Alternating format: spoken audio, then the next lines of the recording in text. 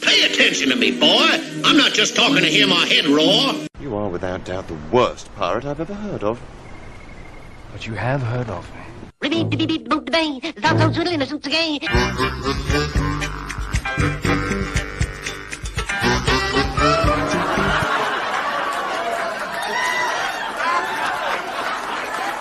is wrong with you? The doctor is in, baby. Welcome, everybody, to the debut of Doc's Coffee Shop. We're just going to be hanging out, having some fun. Going to bring out my co-hosts, and we have some special guests and activities going on this morning. So I hope everybody's doing well. Let's go ahead and bring out Mr. Tanner Hurley. Good morning, everybody. Good morning. Good morning. How the heck are you? I'm doing good. How are you? I'm great. Fantastic. We're both coming to you from the Peach State. But Tanner is down in God's country, down in Savannah. So further down the coast, we're going to bring in my other co-host, Kate in Orlando. Good morning. Morning. Good morning. Good morning. Good morning. Good morning. Good morning. You're muted. You can unmute. There you go. Now you're good. Oh, am I good? You're good. You're good. Good morning, Doc. Good morning, Tanner. Good morning, Chad. Good morning. It's good to see you guys this morning. And Shep is in the house. Good morning, Shep. Sport Cookie Drama for Views. I don't know what Sport Cookie is, but okay. What is Sport Cookie? Somebody explain that to me in the chat. Good morning, chat. Good to see you guys. So I want you to just think of us as your ease into the morning. Morning rush hour is over. You're nestled into either work or home if you work from home or if you're retired like me. And we're having our coffee. Or in the case of Kate, maybe you're just blasting it to the wind with some gin. Who knows?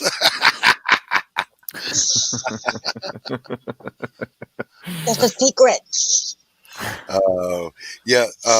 Listen, we don't do any kind of drama here other than the drama that I personally bring to the table. So if I bring the drama, it's okay. So here's my drama for the day. My sister bought a house yesterday, and this house is very sentimental to her, guys. It's right next door to the house my parents were living in when we were all born. Oh, wow. And our grandparents' house is just like half a block away. So, you know, all sentimental and everything. And it's in a nice part of town, so that's all cool and everything.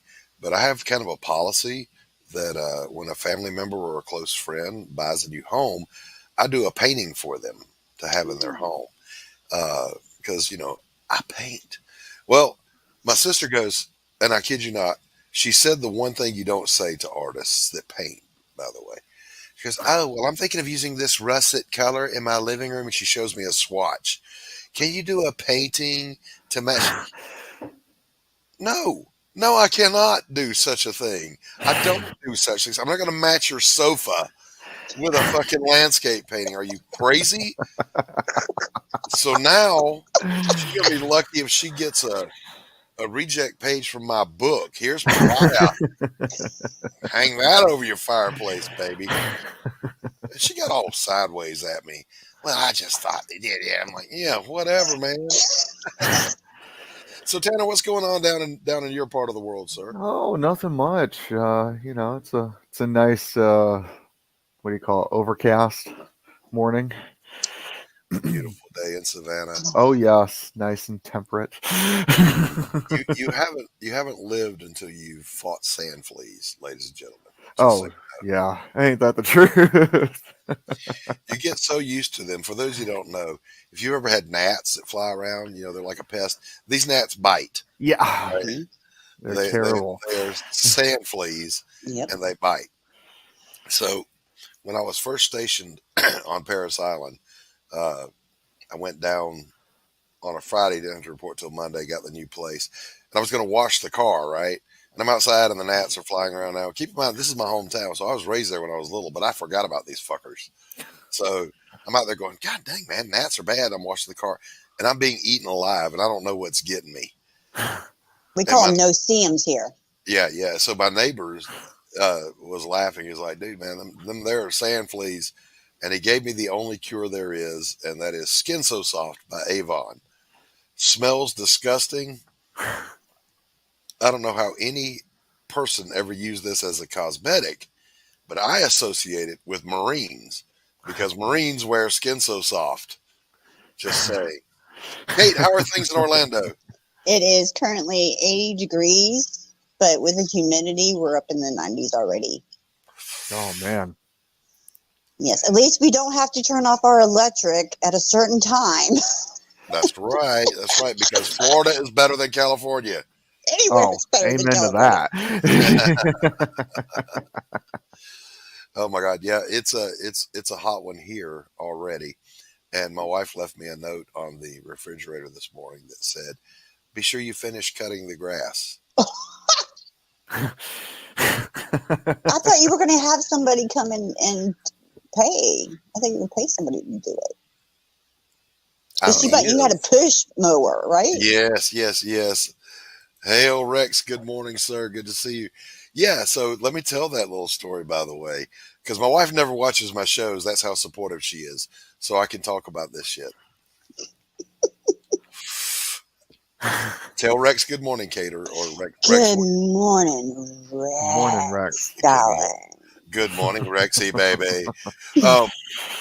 So I've got a nice John Deere riding mower. I've only got an acre, but I'm old, so fuck it. I got a riding mower. Nice one. With a little bracket that holds the deck belt on broke. So every time you engage the belt, it just flops off.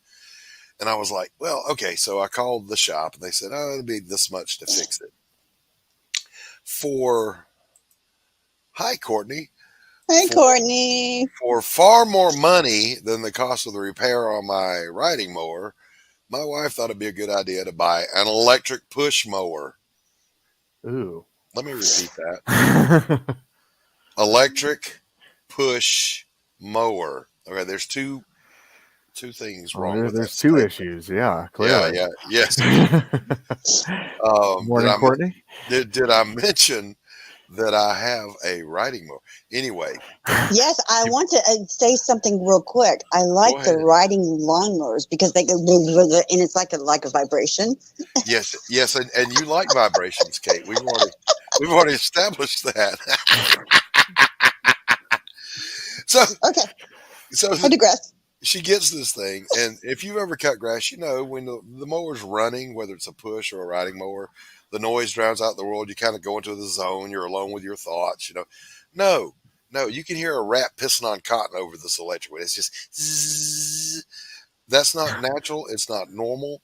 And when it hits the thick grass down by the creek bed, it goes, and it sounds like a teenager being asked to pick up their clothes. It sounded something a little bit different to me, but okay, I'll digress. Okay, go ahead. Okay, all right, Kate. Easy, killer.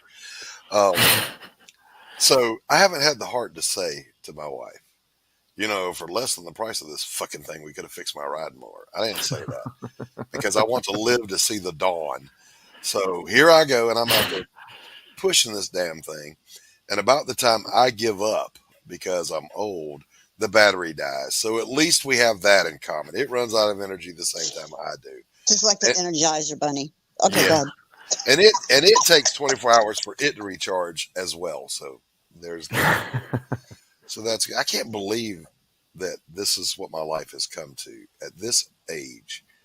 Are you kidding me? An electric push mower.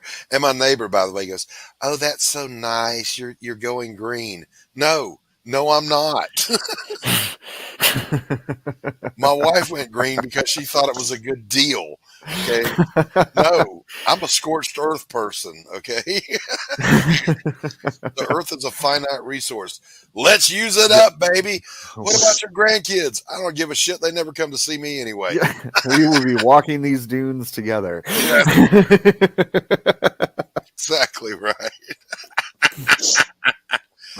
Oh my gosh.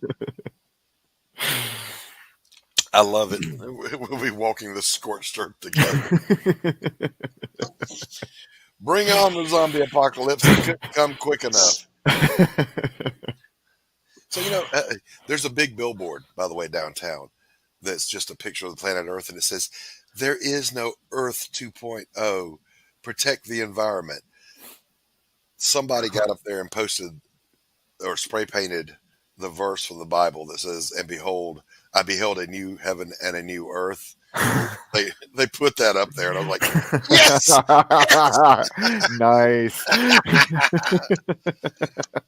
Oh, Courtney says, "Oh, Kate in Orlando, you look gorgeous," and yes, she does. Thank you. And Tanner looks adorable too. Look at these little faces. Look at these little faces. Oh.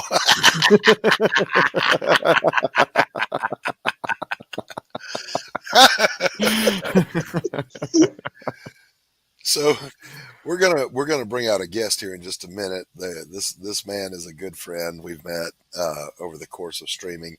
He's been on a couple of panels with me before, and of course I've helped shield some of his product because I'm a big believer in it. He did a one-of-a-kind original, never before seen book and DVD of his visits with the founder of the Feast, Jack Kirby.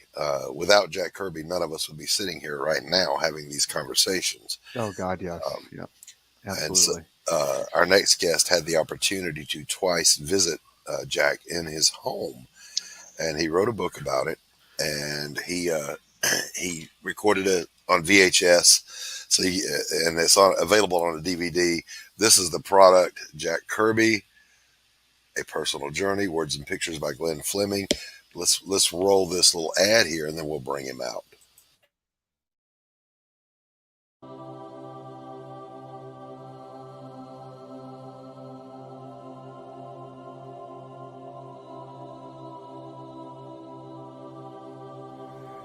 The original intention of the film was just for my personal use, but I thought with it being such a unique thing that I'd like to offer it to anybody who wants to see it. Things like that. And it's just a unique film of him. He says, "I beat you." He says, "They say we came in under the dead of heat." He says, "That's not true because I beat you." And the American said, "Well," he says, "if you like to think so," he says, "but I know the real story." He says, I know I clearly won that one." See?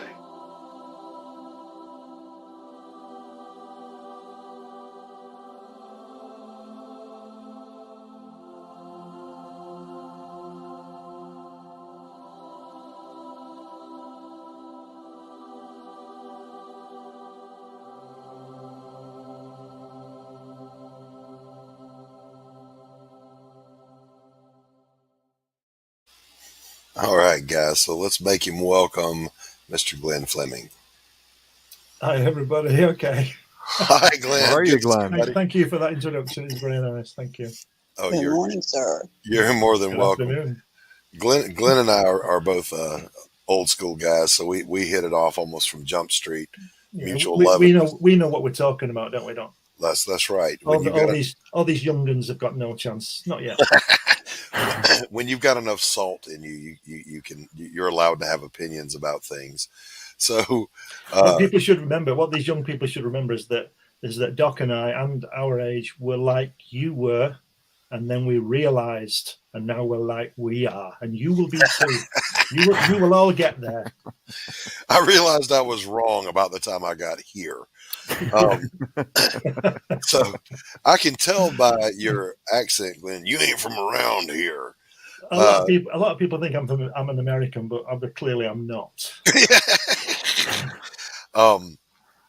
So Glenn, tell the folks a little bit about yourself, what your background is, and where you're at, and what's going on in your world.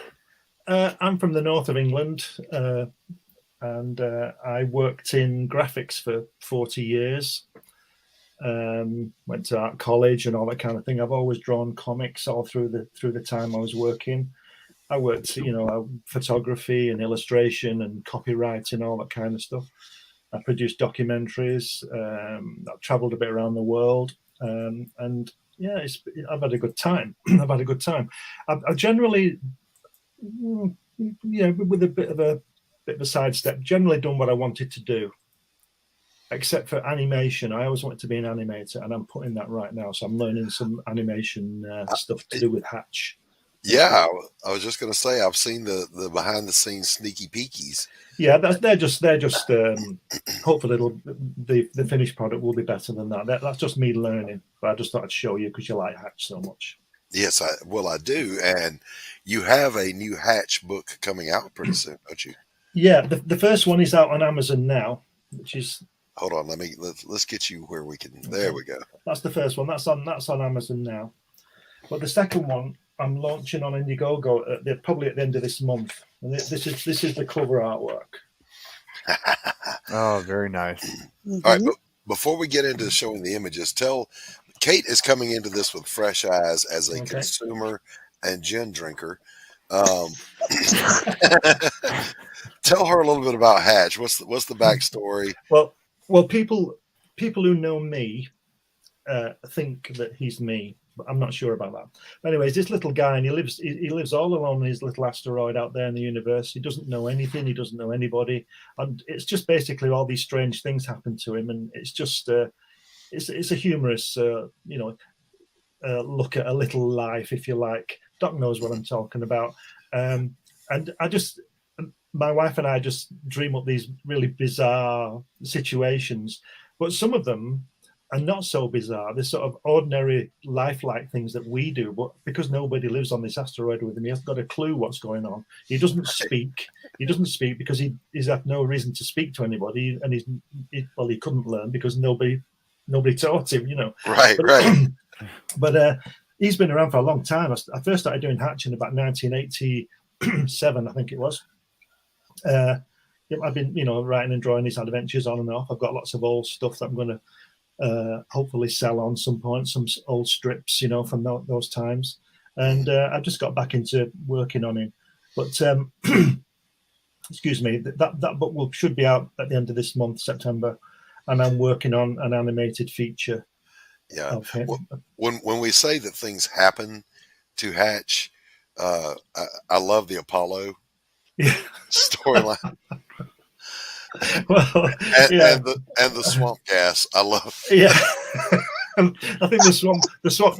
My wife came up with the swamp gas idea.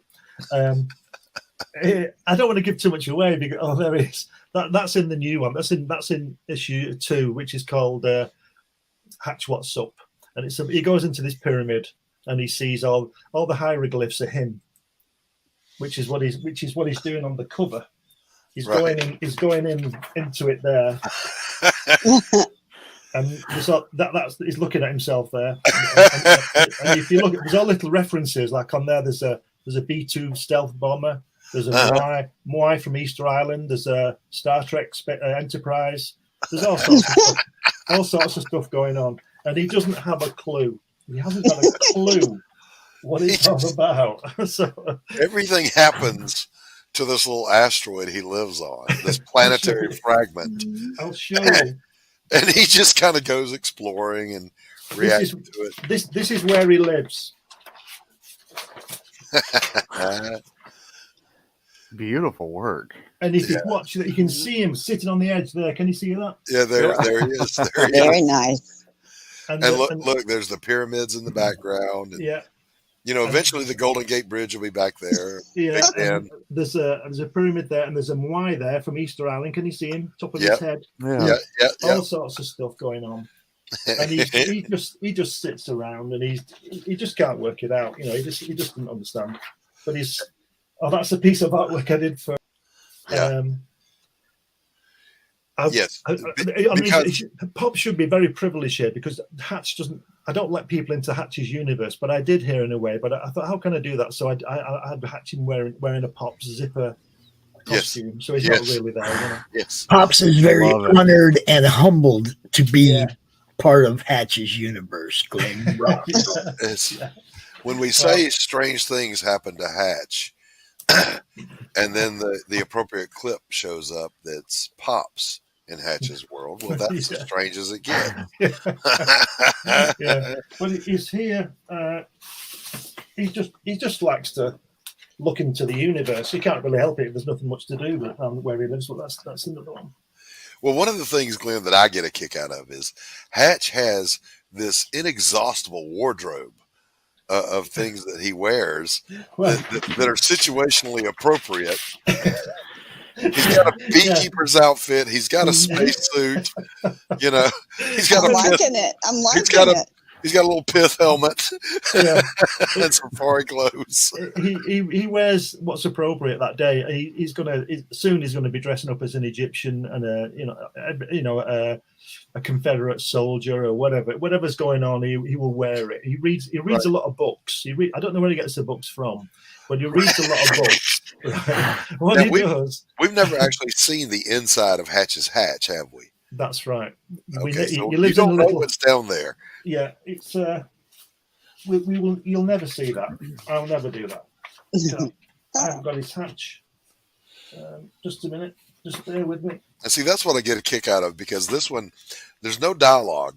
So your brain fills in all these details, and then your brain asks all these questions. It's like, what does the inside of this thing look like? Well, that's the thing. He has everything he needs is down his little hatch. It's like a little manhole cover, isn't it? It's like a raised manhole, and he goes down in it. I'm just trying to. I'll show you in here. He lives in. Just a minute. No rush. Take your time. Take your time. Listen. That's the top of it there. Yeah. There we go. So that's the lid. The lid opens up, and he just comes out like on that one there. Yeah. Yep. There he is, peeking out. Now this one. And show him why he was taking cover, though. Right. Okay. Well, he comes out in book one, and he turns everything into color. Yes. he gets his remote, and he turns everything in color. And then the next day he comes out, and this is that, which is a Japanese Second World War aircraft. That's a Kate. Woohoo! And it shoots at him for no reason. He's just minding his own business, and then it just flies away. Now, I don't know whether you guys are familiar with Captain Scarlet, the Jerry Anderson puppet show. Nope. Never seen that. Oh well, that one's irrelevant. Then you won't get that one. I know what you're talking about. Oh right. Well, when the ring, when Captain Black kills somebody and then rings go over and they make a remake of what is killed. Nice. So yeah, he's just crazy things happen. Just crazy things. And I like to put little sort of political things in, like he's fishing. There's been a flood and he's fishing, you see, and he pulls out this, and it's the Olympic. Not the Titanic. Okay. Thank you for clarifying that. Yeah, and then he pulls the plug on the water, and all these stuff's under there. Like there's a Dalek somewhere, and there's another Moai up there. And see, and again, my brain goes to, where did the water go? Well, you see, he's even got Thor's hammer there. Can you see it? I did. Everything. He's mad. Well, he's not mad. He's just. He's the only sane one interacting with a crazy world. And by the way, he's got a sweater that he wears that has the letter H on it. Yeah. We assume it stands for Hatch. Yeah. But where did he get the fucking sweater? well, at the beginning of issue 2, he comes back from the post office. He's got a FedEx, well, it's an HX box, and he's got how to make a pyramid in it. And this is what happens later. With his spacecraft, and he's down here somewhere. You see him there? Yeah. Yes. Well, in fact, this page has got a story. I drew this page that way up, so it makes more sense. You see, but I thought, no, this doesn't look right. So I just looked at it one day and just did that. That's what us artists do. We just say, well, that's the way it is.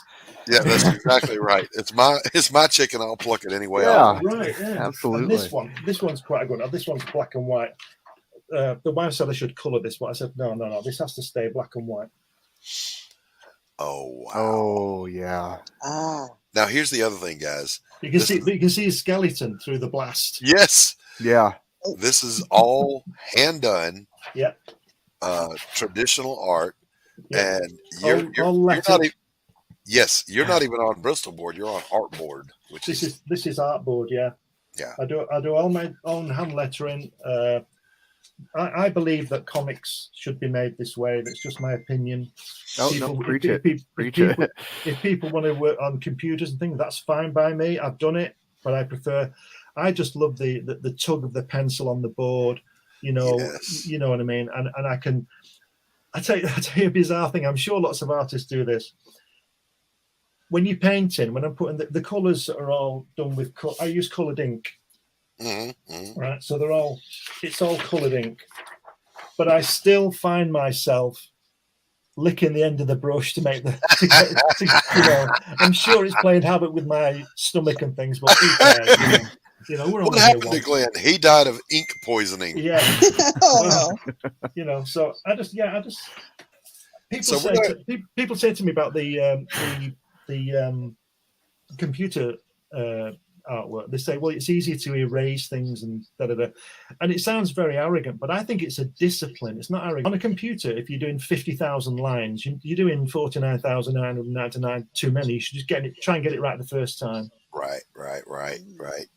You shouldn't be needing to erase that much. You should just draw the damn thing. Oh, yeah, I agree. I remember a quote by Bill Sienkiewicz where he talked about how he liked working in pen because it forced him to be more precise. Ooh. Well, yeah, I've not heard that, but thank you, because him saying that is good enough for me. Absolutely. All right, guys, we're going to play some commercials and pay some bills here, but first off, we're going to have a little spot here of Mr. Tanner Hurley's project.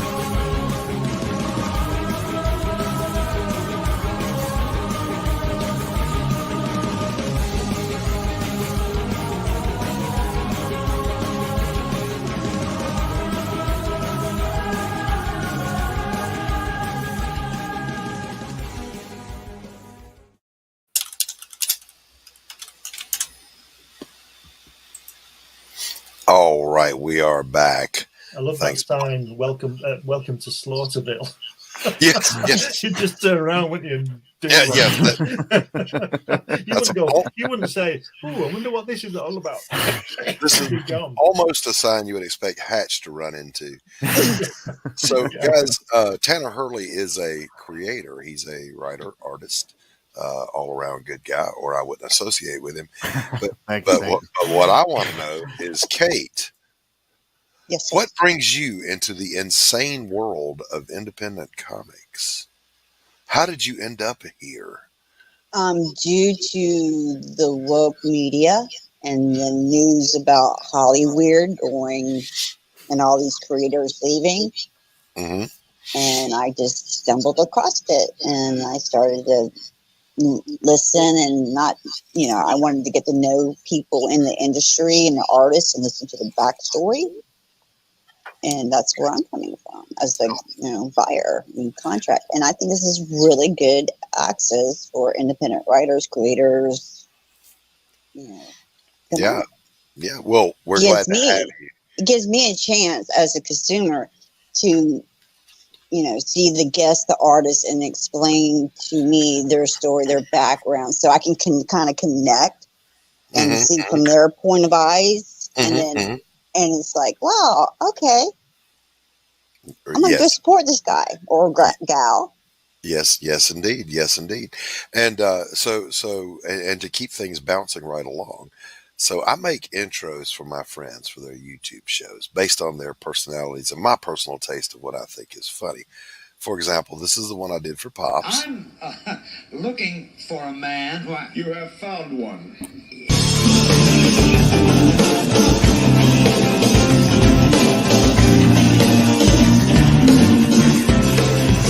Won't you get in trouble if the boss shows up? Oh no, it's a boss here.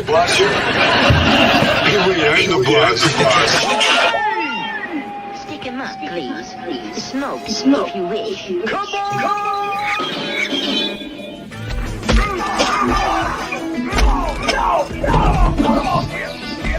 Damn, that hurts, doesn't it? You know what's up. So I don't know what's up. Oh shit! I'm back out. I have no idea why that was echoing. I'm going to blame that on Pops. So, Kate, when I make yours, when I make yours, and I already am because my co-hosts have to have one with me. What other than the "I Dream of Jeannie" music as an intro, which by the way is the happiest music of all time, because when you were a kid and you heard that music during a school day, it meant your mom let you stay home for some reason. Bam, bam, bam, bam, bam, bam, bam, bam. No, I want MASH. The MASH thing. We'll have some MASH clip in there for you. So see, that's what I need. I need that feedback. I met Barbara Eden a few years back, actually. You did? Did you really? Oh yeah. Wow. Well, she was at the Motor City Con, and this is like, oh my gosh, maybe almost 6 years ago. But she was at the con. And I was like, "Oh my gosh, it's Barbara Eden!" So I'm geeking out, and I was like, "Well, I don't care how much it costs. I'm going up there, and I'm getting an autograph." Yes, Barbara, thank you for my childhood. Thank you. Yeah, thank you for awakening feelings in me that I didn't know I had. I have an issue. There was a comic, "I Dream of Jeannie," that came out once again years ago, decades ago. And there was a photo cover that was done from the promo before she got pregnant, and it showed her midriff. Yep, the belly button. Yep. Should be banned. I never wanted to see a belly button so bad in my life. Watch that show. It's always teasing. It's like right there, but you just can't. Hey, Apex, good morning. Good to see you. Thanks for coming to hang out and have coffee with us. We're talking, of course, with the great Glenn Fleming, and I'm joined by Kate in Orlando and Mr. Tanner Hurley. So good to have you guys here. I'm going to bring up a topic Pops didn't want me to, but I'm just that guy, so I'm going to. So here are my. Uh-oh. Pop tried to throw me out. My top 5 concepts, words, phrases that need to die. Okay. So here we go. We're gonna just Pops, will you share my screen for me?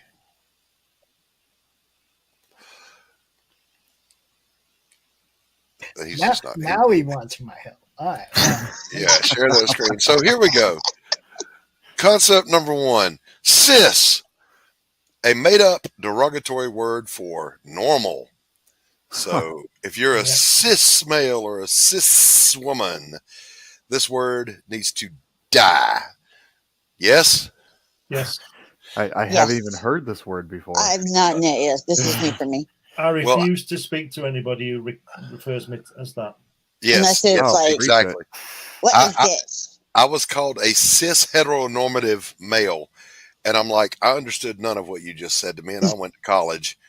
The next one that needs to die: istophobe. You are either a racist or homophobe. Everything I disagree with is racist or phobic. No, it's not. Sometimes you can just disagree with something. Did you see that woman saying that walking in the rain was racist? Yes. What? Yeah. I have another list for next week's show of all the things that have been called racist. Walking in the rain, math, pavement, roads, gravity, and other such nonsense. All of these things are racist. Offended. Nobody cares. Say it with me. Nobody cares. Nobody cares. Don't care. Nobody cares. Nobody dies if you get offended. Nothing happens. Gravity still works. And then problematic. Oh, no, I cannot stand that. That's going to be problematic. Oh. The translation is, I'm trying to be polite, and I should add, and condescending about canceling you. Mm-hmm. Exactly. And my pronouns. Yeah. Translation: Scree! I'm special. No, you're not. No, Did you see that Ricky Gervais about the pronouns? Yes, yeah. I did. Oh no. Yes, I did. Maybe yes, I have. Maybe I haven't. I'm not sure. The one when he's talking about the women with wombs. Yes. No, women. I haven't seen that. Oh, one. you've got to check that. Oh, you have to check check it that out. That's the funniest thing. So those are my top 5 for the week of concepts or phrases that need to die. Yes. They're problematic. They need to go away. If someone ever said that to me, I says, "You want a problem? Let me take off my earrings." Let's do it. Bitch, I will. Don't make me take off my earrings. Pronouns are of the devil. old Doc up in here just trying to get himself canceled on this. Listen, come at me, bro. I'm canceled. This is the thing. In order to be canceled, you actually have to have your fate dependent on somebody else, right? You gotta care what somebody else thinks. Well, I care about people. Wait, I care about things. That's all. That's number 2. Number 1, you have to be dependent on somebody else. All right. So like, I'm not working for anybody. You're not going to go to my boss and get me fired because I am my boss. All right. Number 2, I would have to care about your opinion, and I don't. Okay. If you matter to me, then what you say matters to me. Care. Yeah. If you don't matter to me, put him up. You don't matter. Put them up. So yeah, I'm cancel proof. I own my own home. My cars are paid for. My kids are grown. Come at me, bro. Now, all of a sudden, I felt a big case of the stupids because that was kind of what Iron Man did in Iron Man 3, and they came and blew up his house. So maybe I shouldn't be saying that. What do you think, Glenn? I'm thinking I'm going to show you a piece of artwork now that I did. Okay.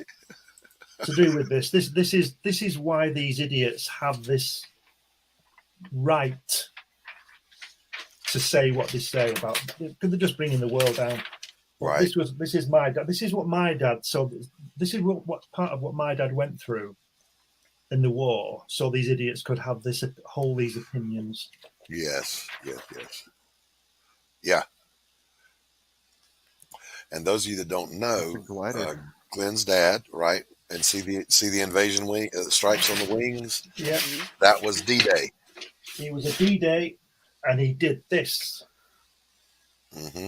Wow. It's beautiful. You art, capture it's beautiful. Beautiful art. Thank you. And you can, and while we're here, I'll plug my book. I wrote a book. 8 seconds. It's got these illustrations in it, and it's called 8 Seconds. Get this. The cover is wrong in a way, but he didn't go in a glider. He was a paratrooper. The reason it's called 8 Seconds was that these C-27 aircraft flew so low so they wouldn't be shot down, 500 feet above the ground. When he jumped out, it took him 8 seconds to get to the ground. The parachute just broke his fall. Some guys it didn't. Right, exactly. But 8 seconds from an aircraft 500 feet in the air to being on the ground. And when he landed in a flooded field. Rommel had flooded all the lowlands because he knew the paratroopers were coming, and a lot of them drowned. So not only did he get over the coast being shot at in this plane, not only did he jump out of it and take 8 seconds to hit the ground, he didn't hit the ground, he hit the water and nearly drowned because the canopy came down. And he had to cut his way through it and get out. And so he started D-Day. This was on D-Day. He started D-Day wet through. Yeah. And he was 19 years old. Right. Wow. He was and 19. You think about that generation of 17, 18, 19-year-olds storming that beach. And then the 17, 18, 19-year-olds today who literally will get a Charlie horse in their ass cheek if you call them by their wrong pronoun. Yeah. Oops. There we go. Look at that. Oh, my gosh. That's great work, Glenn. That's gorgeous. That is beautiful. Absolutely gorgeous. Look, I am an artist, no doubt about it, but I am envious of the ability to render and ink the way this man can do it. Again, amen to that. It's on artboard. Right. It's real. Now, the wife said I should colour it, but I said, no, I'm not going to spoil it colouring it. So I just left it. But See you, Frog G. I just like the Later, Frog. I'm very proud and pleased with the rendering of the badge. There's so much detail in it. Oh, yeah. No, I definitely picked up. I'm a retired Army guy. Yeah. So looking at that badge, I picked up on all the detail there and the gun. And, I got emotional. So I was like, oh. So that's what I do when I see these kids, these people spouting the way they do. I just think, you owe my dad a lot, and those other guys, all the other guys, Yeah. Now, I'm going to say this, and this may be a uniquely American thing, but I think most of our UK friends feel the same way, is we don't care that you have the right to say it, but I have the right to not listen. I have the right to disagree with you, okay? Yeah. But that is not reciprocal. That side of the social spectrum doesn't think that we have the right to disagree with them. And that's where it all falls apart, because I will, and I don't care what you think. Let me tell you this little story about my dad. He, this was in the 60s, so he'd be about 40 then, and he'd been out with my mum for a drink, and they were coming back through town. And my dad was a really, really gentle guy, a really nice guy, but he was a paratrooper, and he'd been there on D-Day, and he stayed there a year, right? So he saw some shit. He saw some shit, and he probably gave out some shit. I'm sure he did. Right. So he's 40 years old, 42, walking his woman home, linking through the town. They've had a couple of drinks. They've had a nice evening. They're going home. And he said to me, this was later because I was only a kid when this happened. He said he saw these two guys coming towards, two young kids, about 20, coming towards him, and he knew they were going to cause trouble. So he's 40 years old. He's not in the best shape. He smokes, he's not in the best shape. And he made this split, and first guy came, and my dad just tensed his arm and his shoulder, and this guy went for him. My dad just did that, and he just knocked him on his arse, just knocked him over. And the other guy's going, "Oh, what you doing? What you doing?" Well, that was it. I mean, it doesn't sound much, but my dad was 42, smoked a lot, not very healthy, not in the best shape. And these two young fuckers thought they caused trouble. Well, they picked the wrong guy. And my dad said that if they would have started, they ran away. He said he would have been in trouble because he would have just knocked them out. He would have just laid them both out. Yeah, that's what that kind of man. That's the kind of people those were. Yeah, we old veterans always say, "Don't let the flab fool you, son." There's steel under there. Yeah. Well, like I said, my dad was the gentlest guy you'd ever meet. He never spoke about the war. He told me a few things, but not a great deal. So I thought I had to. It was the 75th anniversary a few years ago, so I put my hopefully creative skills together, and I did some drawings, and I wrote a book about it, and I researched where he would be, where he landed in France that morning, and just wrote. Have you gone? Have you gone there? I've not been down there yet. No. What I'm hoping to do is go down there soon, and I drew. I think I've shown you this doc. I drew a portrait of my dad when I got all his medals, and I mounted the portrait of him with the medals and his patches. Nice. The plan is to go down to Normandy, to Navy, where he attacked this gun emplacement that would later, a couple of hours would have been firing on the beaches. Right. That was their mission, was to knock out this gun emplacement, which they did. And I want to take some of this original artwork framed, and I want to take the drawing of my dad, which is framed with all his medals on his patches, and I want to donate it to the museum. So it will be in France. So I'm going to take my dad back to France. The original plan was, when I wrote the book, I was going to jump the book do a parachute jump. But my back isn't the best, and Helen persuaded me not to. It's still in the back of my mind. I think if my dad can do it under fire, But the guy I was in touch with, Doug Moody, his dad was in the same unit as my dad. And Doug is a paratrooper. He's done about 1,000 jumps, and I'll show you. He jumped this book into Merville under his tunic, and he got everybody on the plane to sign it. Nice, awesome! Wow!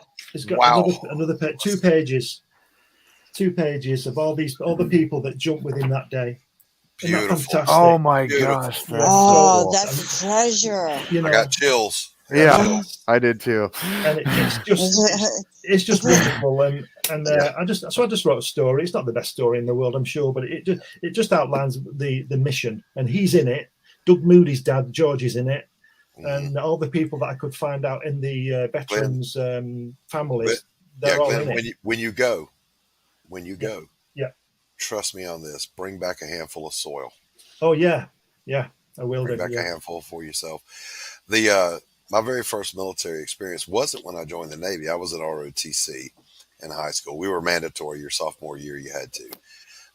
Our senior Army instructor, SAI, because it was Army ROTC there, Tanner, was Sergeant Major Horace Pearl, who holds the record to this day for most jumps behind enemy lines. Wow. This was the most jolly, jovial, loving guy you would ever want to meet. He was a local legend.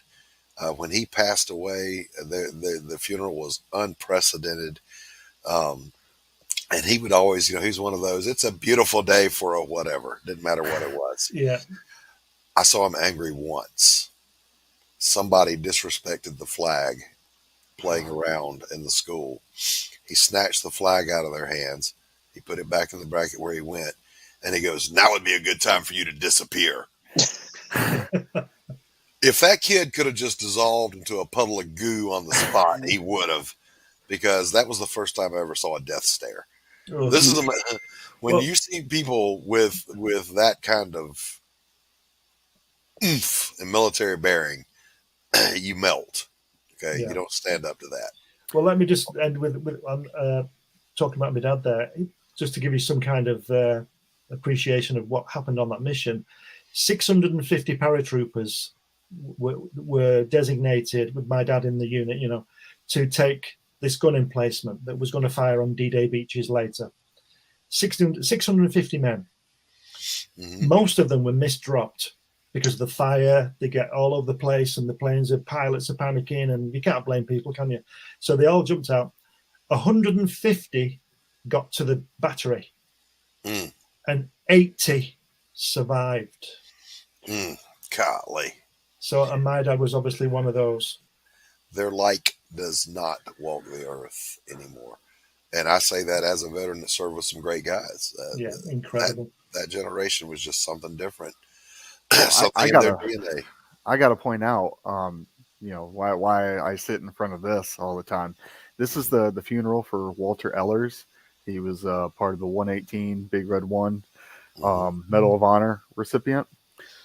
He is the man behind Saving Private Ryan. He was the and I got to be a part of the 17-18 man detail, because in his will he had said that he only wanted 118 soldiers to honor him. So I mean, he should have had national honors, but he got us. So you know, we end up making the post paper, and I got to present the Medal of Honor flag. Wow. Wow. Fantastic. That's fabulous. Fantastic. Do you know something I don't understand? I partly do, but the French government awarded the Légion d'honneur, which is their Victoria Cross or your Medal of Honor or whatever, you know, the highest medal. Yeah. And there's about 6 or 7 of these guys, my dad's guys, left. Mm-hmm. So they went to France and they were awarded this medal. But all the veterans who were there who had gone, like my dad, they don't get one. So do you know what I'm going to do? I'm going to buy one, and I'm going to stick it on with my dad's drawing with his medals, because he deserves it just like all the other guys. And I can never work out why they have to be alive. But I can never work. Why did they not award it in 1946 when they were all alive? Oh my gosh! I mean, that's just the military. Well, how much does 50 medals cost? Right. I know the Victoria Cross and the Medal of Honor can be awarded posthumously. Generally are, aren't they? Can the Légion d'honneur be done so? I don't know. That's a good question. I mean, I don't know off the top of my head. No, because he'd get one. Right. Exactly. So maybe that's just a thing they need to flip the script on that. But of course, France is lost. They're gone. Well, I mean, and sometimes it's just the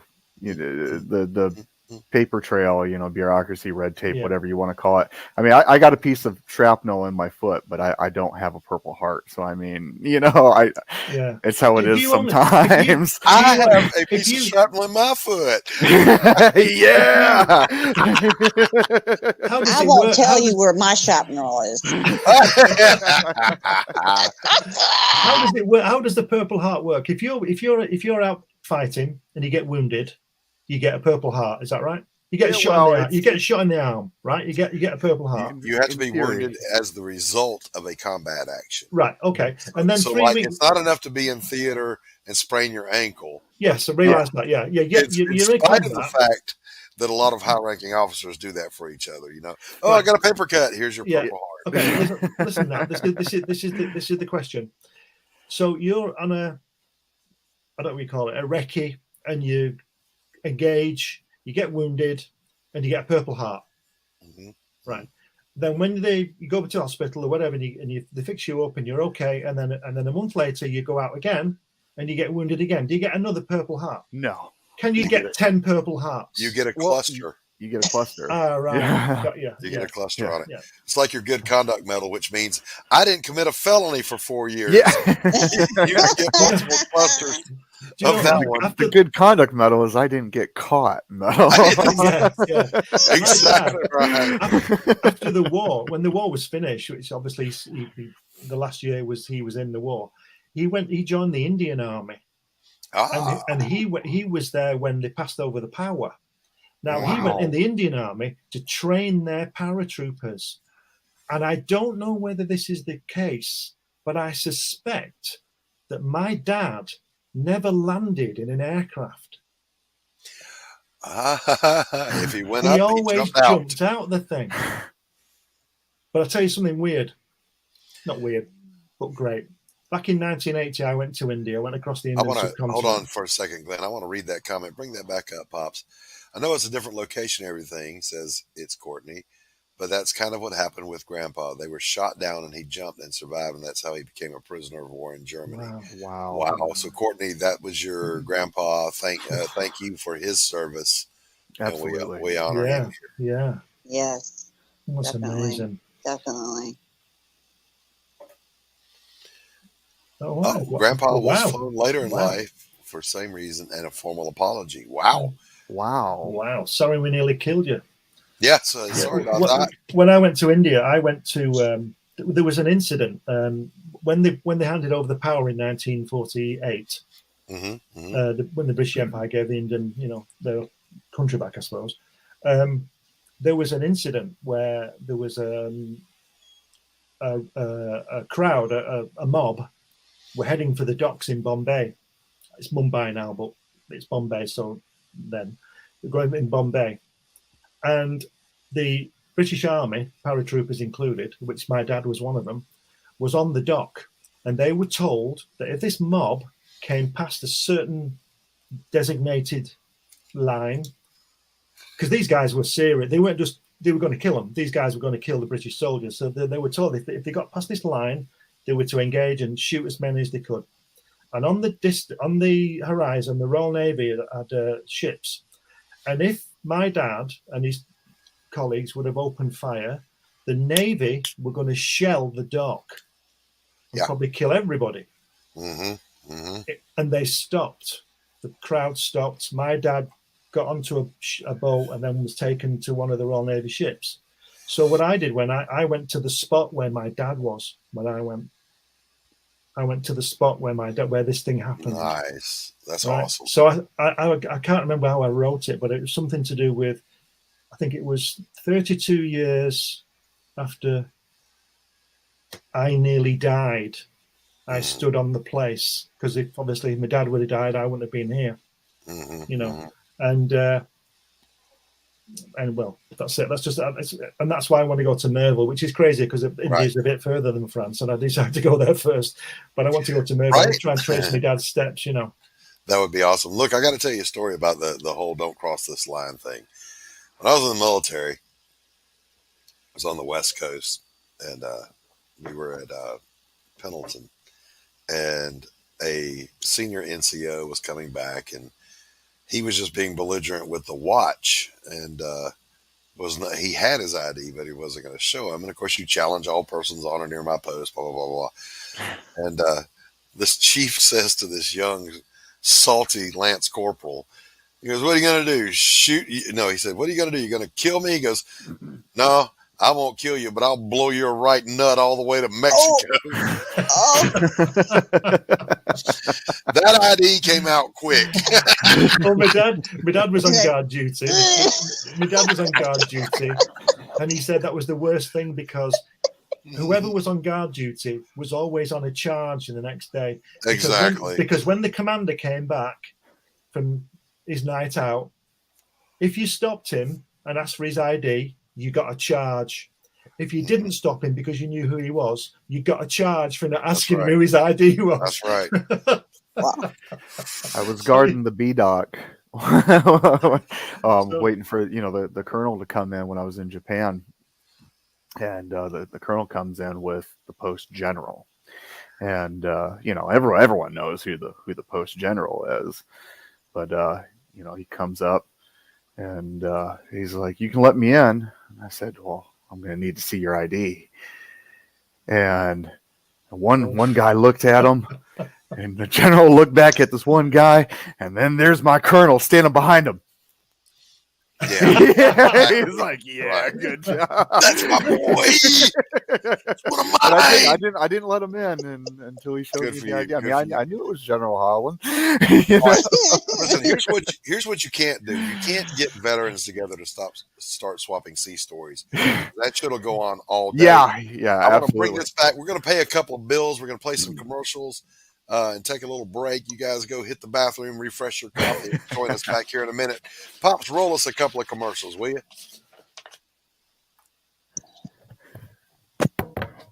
Dude acts like I work here. You do.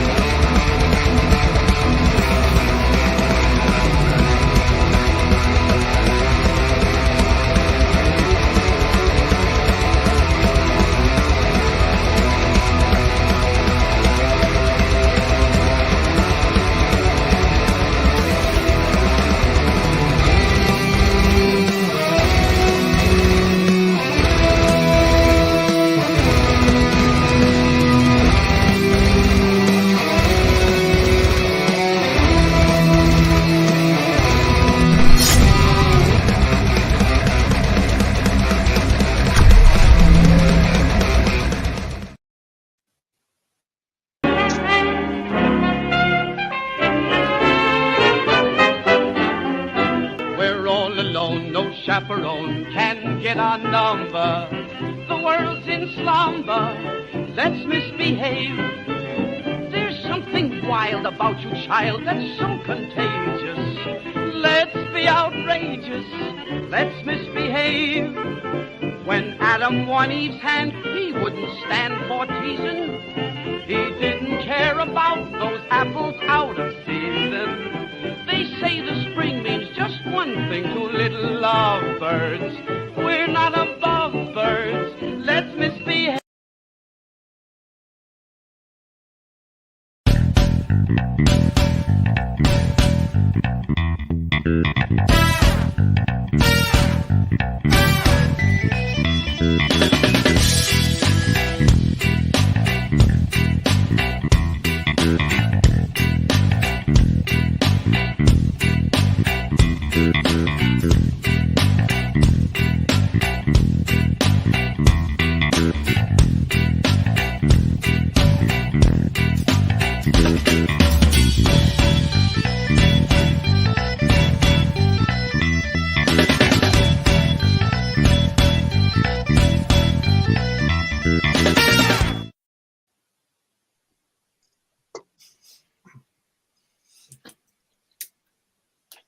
Can I show you this?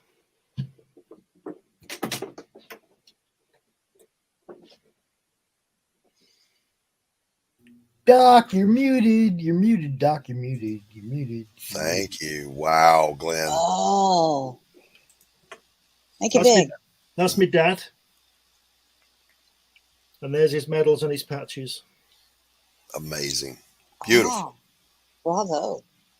Beautiful. Beautiful. Salute. Thank you for your service. So I want to take that to Merville and get them to hang it in the museum, hopefully. Yes, fantastic. Oh my goodness. Courtney says she has a virtual appointment. Take care, Courtney. And she's 4 minutes late. I will watch the rest later. Much love to everyone. Bye. Bye, Courtney. Bye, Courtney. Thank you. Thanks for popping in. Bye. Yeah. Tanner, you're AWOL. I'm what? You're AWOL. Show us your pass. Show us your ID. Is that okay? That's good enough. So just a quick friendly shout out to my friends at Safe House Coffee Roasters. They keep me supplied with coffee. They are one of the top ranked coffee roasters and coffee houses in the world. And they happen to be here in the little town where I'm at. And they are also online. So go look up Safe House Coffee Roasters and get you some legacy coffee. Now, I have to segue, Doc, since you did that. I have to segue. You're all through the banner right there, right? You see the banner? You see the banner right there? Yes. Welcome to Doc's Coffee Shop, powered by Java from Committed Comics, baby.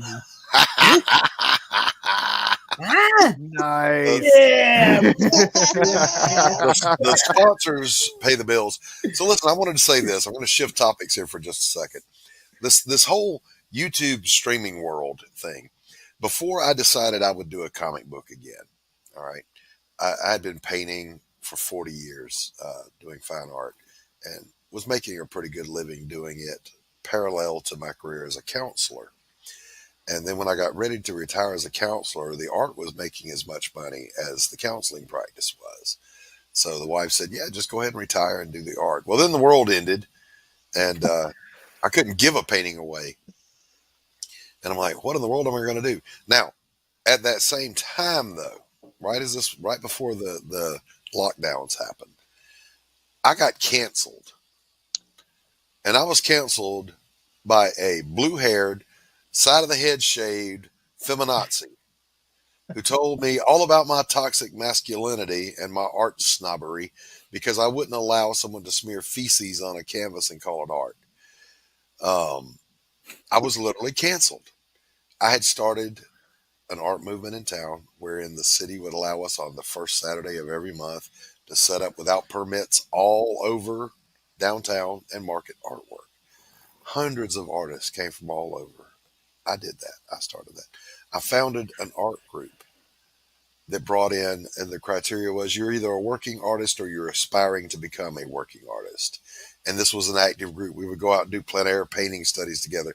We had live models coming in. My art school donated their models, their place, their talent, all of this. Me, I started that. And then the third thing was I was the first curator that stood up the first fine art gallery here. I was canceled from all of it. All of it. That's terrible. Now, I'll jump to the end, but then I want to go back to the middle. The end of it is the gallery went out of business. There's nobody in the art association anymore, and they don't do the art walks anymore because the driving force was gone. Okay? Just saying, you get what you deserve. Well, all right, so get woke, go broke or something. That's it. Right, exactly. So one night, I just happened to stumble across EVS's stream, Ethan Van Skyver's. Good guy. And yeah, I was canceled just like that. And I literally told that blue-haired land whale, I said, "Are you serious with this right now? Am I on a hidden camera? Are you joking?" Anyway, I had seen the rise of Ethan and Ben Edlund from the Tick and all those guys back in the 90s. I was doing comics back then for the small press. I worked for Pocket Change Comics, for the ACU Comics, some other little companies that paid you crap, you know, but it was something to do, right? Well, when I stumbled across, the first thing I saw was Ethan's video about going to Hobby Lobby and buying the supplies you need to make a comic book, right? Yeah. Thought, that's cute. And then I realized who he was. I was like, okay, so I tuned in. I watched one of his live streams. So then I super chatted him. And I said something to the effect of, you know, back my art so I can back yours. And drop the link to my website for my fine art. And I additionally said, you know, I wish there was a Comicsgate type thing for fine artists who have been canceled, just like there is for comic book artists. And he said, he reviewed my website, which I was honored. Artie Bear was there and Tucci was there. And they ooh-ahhed over my art, which was flattering. And they said, Ethan goes, I don't know what to tell you, man. Come make a comic book. And I went, I can do that. So I'm back. But that's when I found out you have to go on streams. You have to have a YouTube presence. You got to do this. You got to do that. So I fell into this weird world of CG, indie comics, all of that stuff. And very quickly I learned that this is an insane little world. So I ran into Pops. We hit it off immediately. The old dope smoker and the conservative veteran, you know, and Pops is a veteran too, by the way. Yeah. But we hit it off. And through CromCon and the channel, I've got to meet all these wonderful people like Lynn Fleming, like Tanner, like Kate, just wonderful, wonderful people. And you also get to know a lot of a-holes. Yeah, I'm learning that as I'm fairly new to this world too. You have to remember though, why should it be any different here than it is anywhere else in the world? Everywhere you go, there's that one asshole. You go to work in an office with 4 people, one of them's going to be an asshole. Just guaranteed. They're everywhere. I have a thought that I won't disclose it right now. So, but continue, please. Oh no, so I ended up here by the grace of God, and I just made a conscious decision in this community, just like I have in every other effort I've ever been involved with, that there are enough assholes without me contributing to their ranks. So I'm not going to be one unless you are one first, because I will always treat a person as nicely as they will allow me to treat them. I will always treat you like an adult until you give me a reason not to. And then that's when I become not nice. So what were you going to say, Kate? Tell us. What thought was brewing behind? Well, you said you are, you know, in the office you treat people, you know, how you want to be treated. And just like WKRP popped in my head with Jennifer and Bailey. Don't have to say anymore. I can honestly say I've never been the Herb Tarlick to the Jennifer. No. That's Tanner. That's Tanner. That's Tanner? Tanner is Herb Tarlick. There he is. I used to love. And Mr. Fleming can be. Les Nessman. I used to love it when Jennifer would actually show some attention to Herb, and he would hyperventilate. All right. Happy birthday to No, you're not Johnny. You're not Johnny. Yeah, here's that old bald guy running the station, dude. Johnny, right here, baby. We can see what's happening. I am the doctor. I am the doctor. You get out of my stream, sir.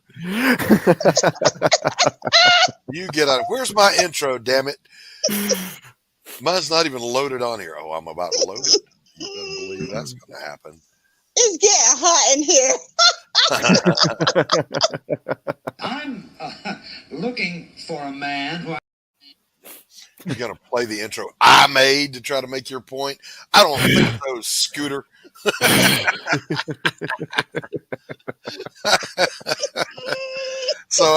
So now I've got Kate's in my head, and I'm going to make one for her because you're my co-host. There has to be one. So then I got to get Tanner's going. And I've got to figure out what I'm going to do with that. But in the meantime, we'll settle this issue. So just sit right down, relax, open your ears real wide, and say, "Give it to me straight, doctor. I can take it."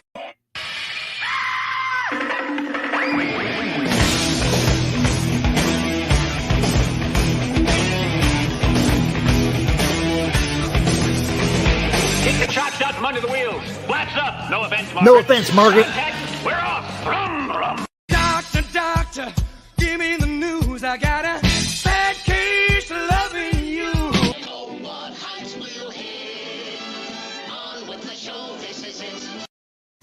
Because it's all so serious until you get Bugs and Daffy at the end, and you're just like, you gotta have Bugs and Daffy. I always save the best for myself. I'm just saying, I'm not gonna outdo my own. So just know that from Jump Street. Glenn, I want to formally apologize on behalf of the Doc's Coffee Shop stream for causing you any embarrassment.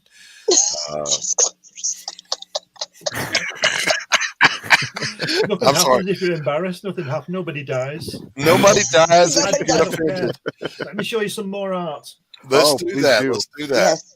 I wrote a book called Iapetus Rising. It's on Amazon now. It's a science fiction book. And what I like to do is, because I've not got the time to spend a year doing a 72-page graphic novel, I like to illustrate the prose. So this is one of the illustrations from this book. Oh man, look at that. Wow. Holy cow. Wow. How long did it take you? May I ask you that question? Yeah. I've written it on the side. That was drawn on the 1st of June 2015. I inked it the next day and I coloured it the next 2 days. So 4 days. And also, I'll just show you another one from the same book. Is this one.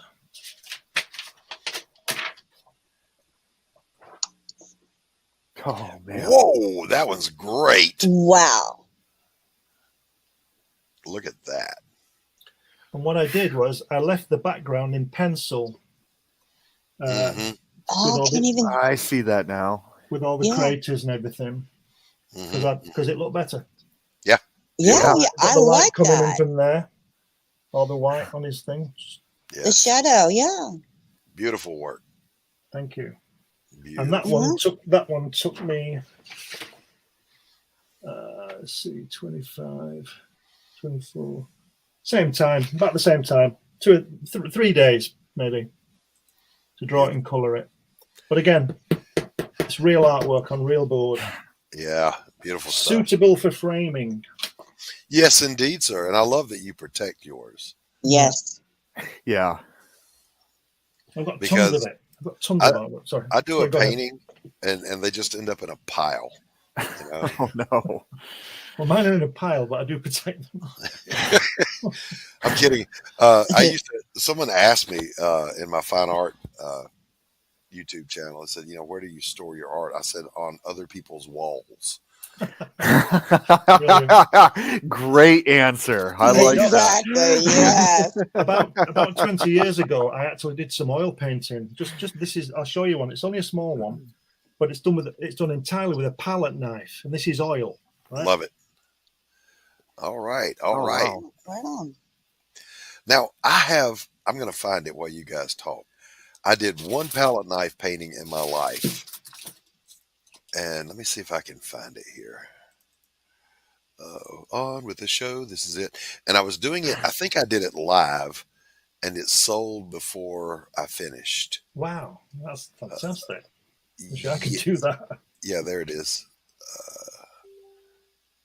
Let me bring this up. Then this whole process of share screen, that you have to click on it 5 times. Yeah. And I like the fact that Doc tells you exactly what each step and each click that he's doing. Yes. Go in here, click, go there, click, and he tells you live streaming. Yes. Yeah. Nearly. Pops, you do it. There you go. Wow. So this was the first knife painting I ever, and only knife painting I ever did. And what was flattering is the son of one of the greatest living artists, William Intrican, bought this one. Really? Yeah. So I was tickled to death of that. So yep, there you go. Very nice. Applause track. Knife painting is an entirely different creature. Yeah. It's fun, and I didn't even try it until a friend of mine who was another artist here locally said, because I was talking about knife painting and how it was just, I couldn't wrap my brain around it. And he said, "Have you ever spread butter over toast?" I was like, "Yeah." He goes, "Well, that's what you do." Yeah, it's great. It's a great. Okay. So then, now I could understand it. Well, you've obviously heard of Norman Rockwell. Oh, obviously. Oh, yeah. Well, this is my hatch homage to Norman Rockwell. I got it. Nice. Look at that. And I love that his helmet is up there on the easel. Yeah. On the Rockwell one, I think there's a Roman helmet on, but I thought, well, no, he's got to hang his hat on there while he paints himself. Yes, absolutely. That's beautiful. I love it. I may have to own that one day, Glenn. That is nice. I like that. They're all for sale. Everything's for sale. Have you noticed? Money makes the world go around. Yeah, right. And I'm getting to the age where I think, if I pop it, I'll have 60,000 pieces of artwork that somebody's either going to throw in the garbage or sell. Yeah. So if I sell it, I can get on an aircraft and go to Antarctica, Yeah. Yeah. I've said the same thing. It's like, I'm not leaving my artwork to my kids. Where are they now when my grass needs cutting? Right? Yeah. You ain't getting shit. Of all the things I've written and published over the years, because I've got about 10 books out there now, when I give my family their copy, I say, there you go, there's the latest. And before they've even opened it or asked me what it's about or read the title, they say, have you signed it? I kind of understand that from it's like if I want to buy some art from, especially something like online, it would be either sign the front or the back, because I'm going to frame it because Yeah, but you still want to know what it's about, wouldn't you? If I said to you, here's my new book, you're going to say, oh, what's that about? Not, have you signed it? Right, exactly. So I was telling Pops before the show that I had lost my phone either over at my sister's house or I left it in the car and the wife took the car. There it is. I hear it. I kept hearing a ding that wasn't my computer. Look, I found my phone.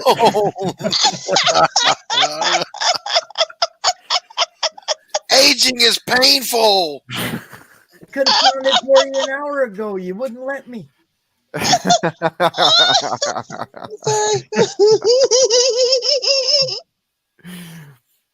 If y'all ever get any money and you want to travel, go to that place. Antarctica? No, I'm not going to Antarctica. Easter Island. Rapa Nui. Oh, Nui. Yeah, Easter Island is on my list. So are the Galapagos. Yeah. I'm definitely coming over to the UK. Right before the pandemic, I was in the process of selling my home to buy a narrowboat and live on the canals because that's the life for me. The life of 3 miles an hour in a ditch. Look at that. Look at that. Had my boat picked out. I knew which marina I was gonna be at. Right down from Stowe Hill. What is that one? I can't remember the name of it now. Damn it. Anyway, I knew which marina I was going to be at. I knew where my first trip was going to be. I was going to cruise the 5 miles up to the Shady Oak pub, have my first pub meal there, cruise on into Chester, turn around and come back to the marina for the very first Tatton Hall Marina. Oh, yeah. Yes.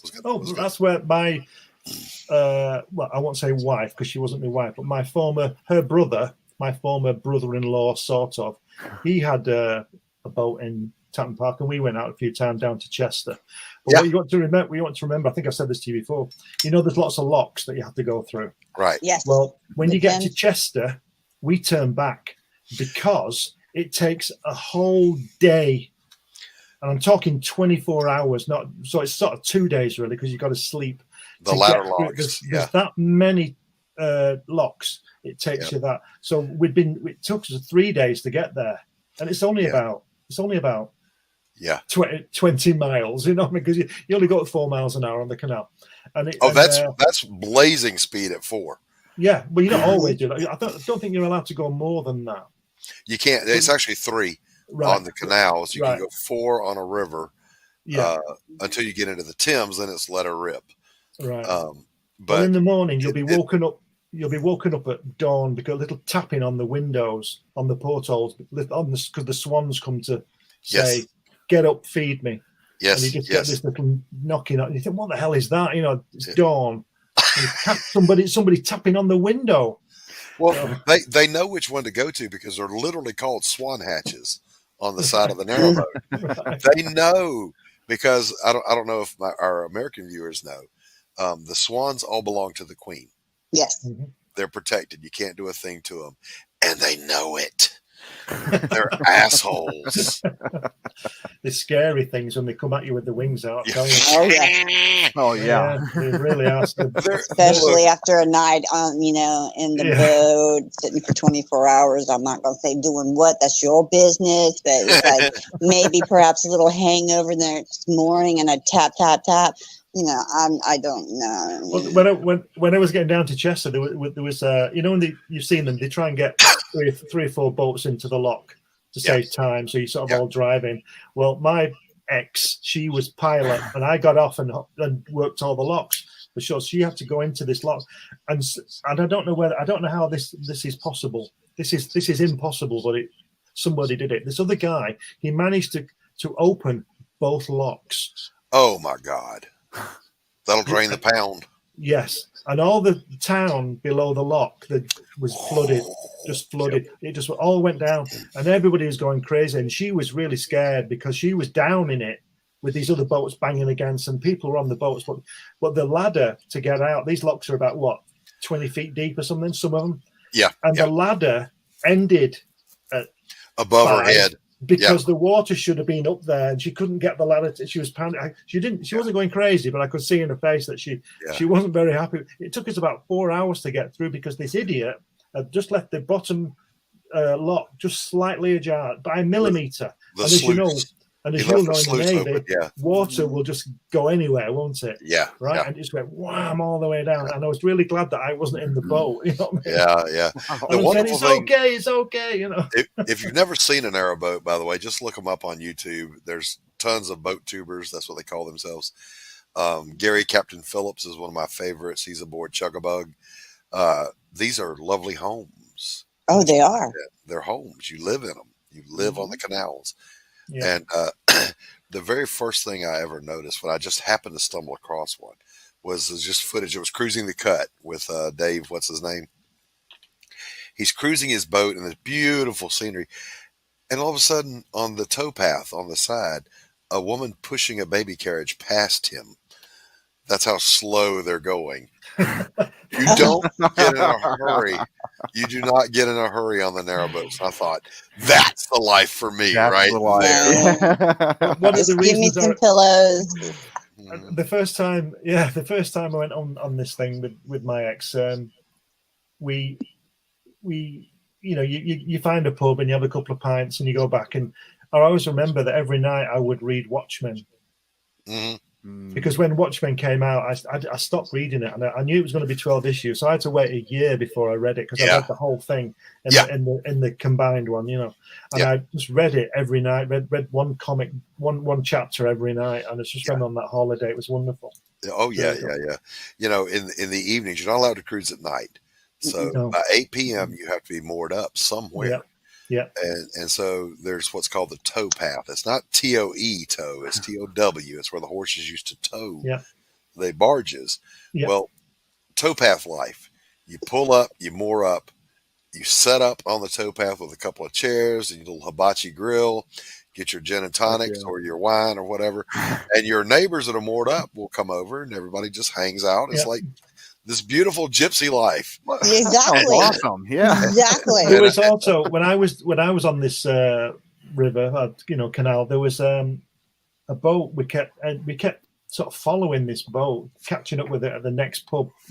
Yeah. And they were doing a show. They were doing like a play. And every night they did a different play. So every night we got free entertainment, couple of pints, food from the pub. Free entertainment, singing, dancing, just 5 or 6 of them. And the boats are made of steel, so you can get on top of them. My idea was I would get on top and just paint. I would paint the scenery. Yes. That was my dream, and then the world ended. And oh, no. Now that's gone. Hey, X. I'm convincing myself. I think I'm going to get hell united. I'm going to. X, how are you? We're going to sell up and get a boat. I think and just go on there. I'm definitely coming over then. I would get there and just flash everybody. Hi. Okay. But I'm not doing the locks for you, Glenn. Well, I don't mind it. I'd rather be, like I said, I'd rather be on the side than watch that thing go down. All right, guys, we're at an hour and a half. We're going to wrap this thing up. I want to thank Glenn Fleming for coming out and being our special guest today. I want to thank my co-hosts, Kate and Tanner. Darren. Wonderful to have all you guys with us. Nice to see you, Kate. Nice meeting you. Thank you so much for the information, the background on your dad. It was touching, and I can't wait to see more. Yeah, it was great. I'm older than he was now, so he died when he was 56. I'm older than that now, so I'm the older man. But if he was still alive, he'd be what would he be? 98. 98 so I wish you. Helen's dad is 99 tomorrow. Wow. Yeah. He was in the Royal Navy. He went across. He was guarding the ships taking the supplies to the Soviet Union from the United States across the Atlantic. He was on the HMS Duke of York. Nice. 99 he is tomorrow.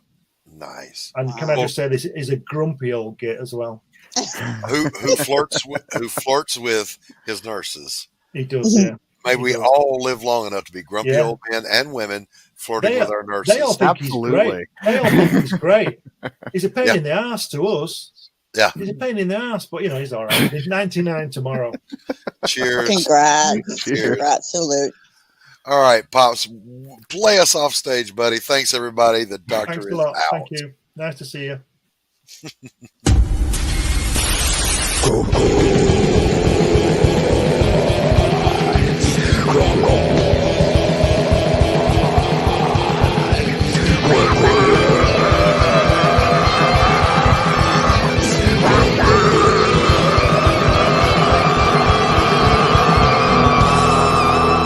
Come get some.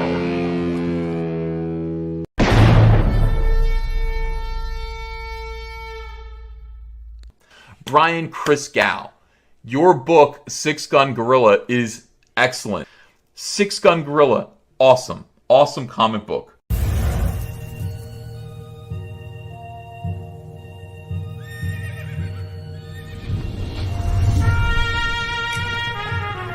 We've all heard the stories. You've all heard the legends. Wyatt Earp, Doc Holliday, Billy the Kid. But there's a secret history to the Old West. One that seems too strange to be true, but, well, we all know what they say about the truth.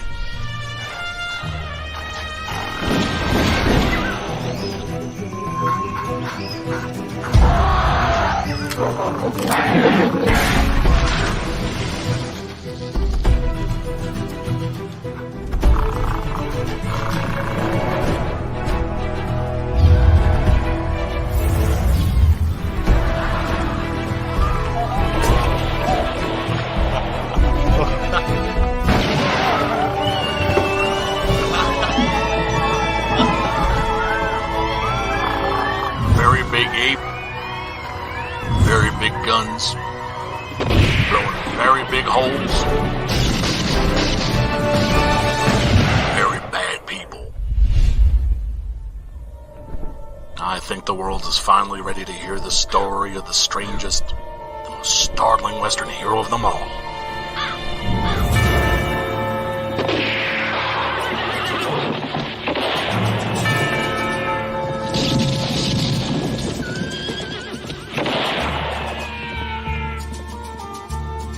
Six-gun gorilla, long days of vengeance.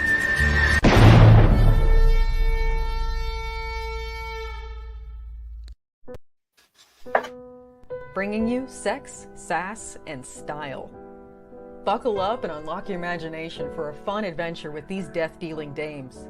They sail the galaxy in search of spoils. The most dangerous acquisition, and the most fruitful, are the legendary Splinters of Yggdrasil. The Splinters are magical artifacts forged from the Tree of Life that wreak havoc on the universe. The missions are perilous, but the bounty is glorious. Enjoy our hyper-fictional wonderland. How is a pirate ship sailing through space? 'Cause magic. How do they heal so quickly after battle? 'Cause magic. How are they able to communicate through jewelry? 'Cause magic. It's all about the characters. Abo, rough, robotic, ready. Mo, carefree, callous, courageous. Mistress Graven, daring, diplomatic, dominating. Betsy, academic, accountable, aristocratic. Nefara, ancient, assured, adrenaline junkie. Bruto, proud, prominent, protective. Fisty, independent, incendiary, invigorating. Roxy, superficial, scarred, secretive.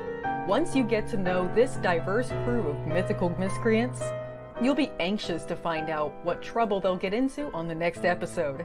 Go to abogrizzly.com and order both halves of the first episode today.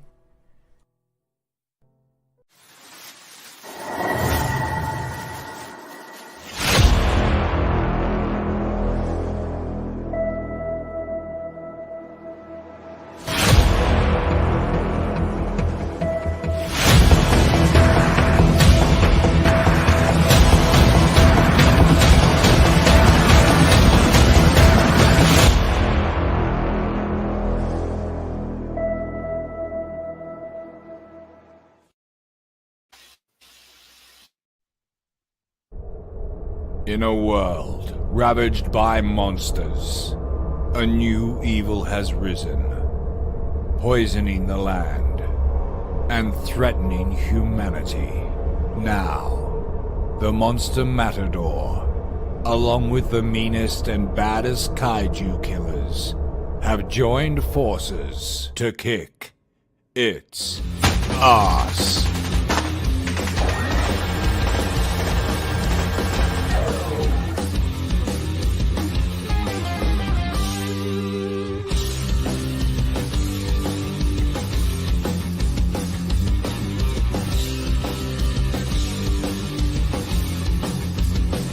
Monster Matador, After Apocalypse.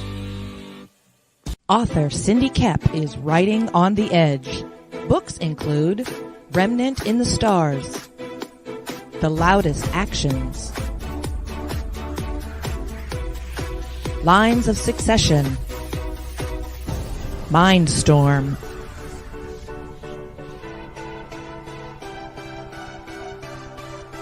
Condemned Courier, the Yerushalayim series, and Animal Eye.